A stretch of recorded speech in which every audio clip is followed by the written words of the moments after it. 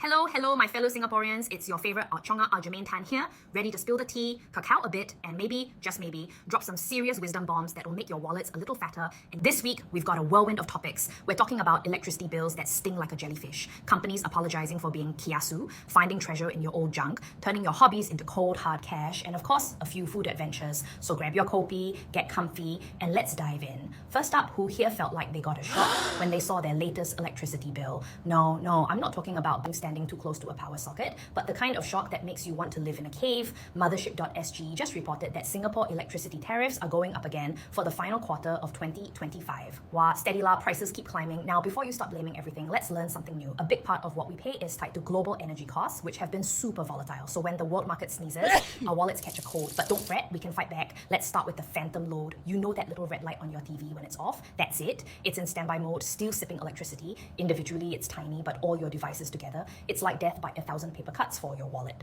Some studies say this phantom load can make up to 10% of your bill. That could be $10, $20, $30 a year just for your TV doing nothing. So the first line of defense, energy sweeps. Before you leave or sleep, unplug chargers and switch off the main power strip. Banish those ghosts. Next, let's talk about the Singaporean's best friend and worst enemy, the aircon. Here's an advanced trick. Look for the dry mode. Dehumidify mode on your remote is usually a water drop icon. This mode removes moisture from the air, which makes the room feel much cooler and more comfortable without having to drop the temperature to Arctic levels. It uses way less energy than the normal cool mode. Try it. Run it on dry mode at 26 degrees Celsius. I promise you it's a game changer. Finally, be a smarter grocery shopper. We all know about looking at the bottom shelf for cheaper brands, but have you heard of shrinkflation? That's when your favorite bag of chips has the same price but suddenly feels half empty. The trick is to ignore the big price tag and look at the tiny print, the end price per 100 grams or per piece. That's the true comparison. Sometimes the bigger, more expensive packet is actually cheaper per gram. A bit of quick math at the supermarket can save you a lot in the long run. Next up, did you know that you might be sitting on a gold mine right in your own storeroom? I saw this article on Mothership about Agoda having to apologize to some workers. Ayo, it's really tough out there, and hearing news like this is a stark reminder that our jobs are not always guaranteed. That's why having a financial safety net is not a nice to have, it's a must have. So let's talk about liquidating your hidden assets. Let's start with Carousell. Selling your old electronics is a great way to get fast cash, but you need to do it right. Here are my Carousell pro tips. First, your description is key. Don't just write used iPad. Write Apple iPad Air 264GB Wi-Fi silver, good condition, perfect for students and Netflix. Use keywords people will actually search for.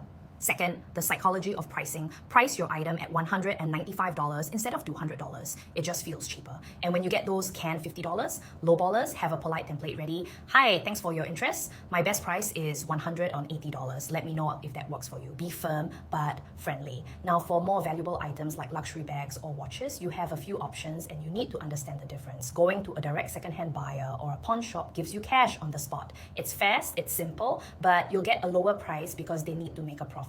Then there's consignment. This is where you give your item to a store like Style Tribute and they sell it for you. You only get paid after it's sold, which can take weeks or months, but you almost always get a much higher return. So you have to ask yourself, do I need cash now or can I wait for more cash later? Knowing the difference helps you make the right choice for your situation. Okay, topic number 3, what if your hobby could pay your bills? I saw this inspiring story on Mothership about a private uni student juggling a full-time job and his studies. Wow, the hustle is real. It proves that we all have skills that someone else would happily pay for. Many people tell me, Germaine, I don't have any skills to sell. Rubbish! Are you the friend who is amazing at creating PowerPoint slides? Are you the one who can write a killer resume? Are you the total Excel sheet guru in your family? These are all valuable skills. The secret to starting is something called a minimum viable product, or MVP. Sounds complicated, but it's simple. It means start small. You don't need to create a 10-week professionally filmed online course on baking. Instead, offer a one-time 2-hour in-person sourdough for dummies workshop for just 4 people. This lets you test your idea, get feedback, and build confidence without spending a ton of time and money. Then comes the big question, but how to find customers? Your first customers are probably already in your phone. Post about your mini workshop on your personal Instagram or Facebook. Tell your friends and family. Offer them a special Pioneer Batch discount in exchange for an honest testimonial or review. Getting those first few positive reviews is like gold. It builds social proof and makes it much easier to attract strangers as paying customers later on. Just start small and start with who you know. Okay, people, quick break from all the serious money talk. Food alert. If you haven't heard of this famous Filipino cafe, then you must listen up. Eatbook just announced that Cafe Mary Grace is opening its first Singapore outlet. Now, for those who aren't familiar, this isn't just any cafe. In the Philippines, Cafe Mary Grace is an institution. It's the go-to place for merienda. That's like the afternoon tea or snack time and family celebrations. Let's talk about their star players, the Ensaymadas and what cheese rolls.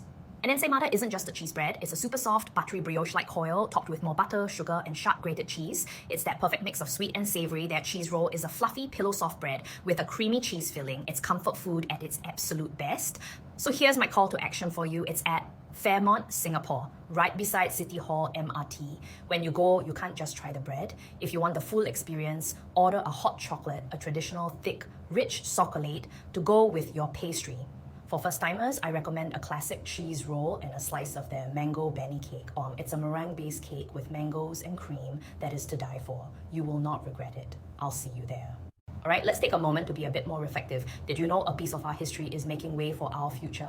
Mothership reported on the master plan for the new HDB estate at Mount Pleasant, where they're building 5,000 new homes. And I know, it's easy to feel a pang of sadness. The area is home to the old police academy and has a unique rustic charm. But here's something that gives me hope. HDB isn't just bulldozing everything. They've actually planned to retain 6 significant buildings and a part of the old parade ground, integrating them into the new estate. This is so important. It's a concept called adaptive reuse, where old structures are given new life. This is the modern Singapore story, isn't it? It's like how we kept parts of the old National Stadium at the new sports hub, or how we converted old colonial buildings at Dempsey into restaurants. We build the new, but we weave in pieces of the old to remind us where we came from. It's a physical manifestation of our identity, a modern nation that never forgets its roots. So while we say goodbye to the old landscape, we can look forward to a new community that has a direct, tangible link to its past. It's not just about building flats, it's about building a home with a soul.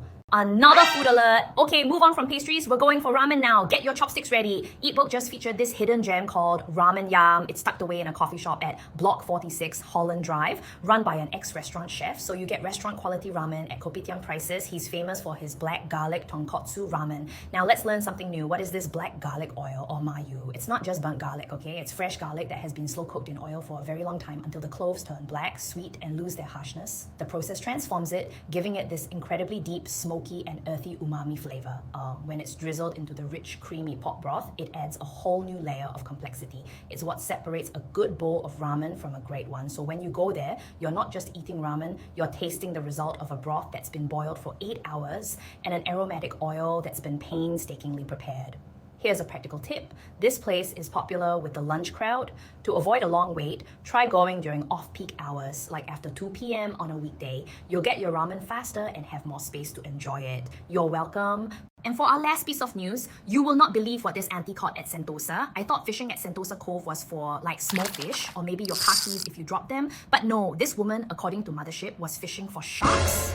Baby sharks to be exact. Wow, this auntie really next levels here. Most of us are just fishing for compliments on our new haircut. She's out there fishing for actual sharks. Now, before we panic, let's learn a bit. The sharks she was catching are most likely juvenile blacktip reef sharks. They are very common in our waters, super shy, and generally harmless to humans, especially at that size. They use shallow coastal areas like Sentosa as nurseries for their young. So seeing them is actually a good sign that our marine ecosystem is relatively healthy. However, and this is a big however, what she was doing is a big no-no. It's catch and release, which is good, but you're not supposed to fish in these areas, especially for sharks, which are vital to the ecosystem. It's a fantastic reminder that we share our island with lots of amazing wildlife, but the rule should be see, can, take photo from far, can, touch, cannot, and definitely don't anyhow fish. If you are an angler, please check the NPA RKS website for the list of designated fishing spots and the rules. Let's be responsible nature lovers, not just capo onlookers who might accidentally harm our wildlife. What a week, right? We've covered everything from saving on our electricity bills using dry mode, to becoming a Carousell pro, to starting a side hustle with a minimum viable product, and of course planning our foodie adventures at Cafe Mary Grace and Ramen Ya. We even had a moment to appreciate how our nation's history is being preserved at Mount Pleasant and learned about our friendly neighborhood baby sharks. Looking at all this news, it's easy to feel a bit overwhelmed. Some prices are going up, the job market is tough, and things are always changing. But what I see, and what I hope you see too, is that we Singaporeans are incredibly resourceful. We always find a way. We find ways to save, ways to earn, and importantly, ways to find joy in the little things like a good bowl of ramen or a fluffy cheese roll. So my message to you this week is this: don't be discouraged. Be creative, be resourceful, and be kind to yourself. You have more skills and assets than you think, and no matter how tough things get, there's always something to learn and something to look forward to. Alright, that's all the time we have for today. If you enjoyed my K-pop session and actually learned something new, please do me a huge favor and smash that like button and subscribe to the channel for more content like this. I'm Germaine Tan, and I'll see you in the next video. Bye bye.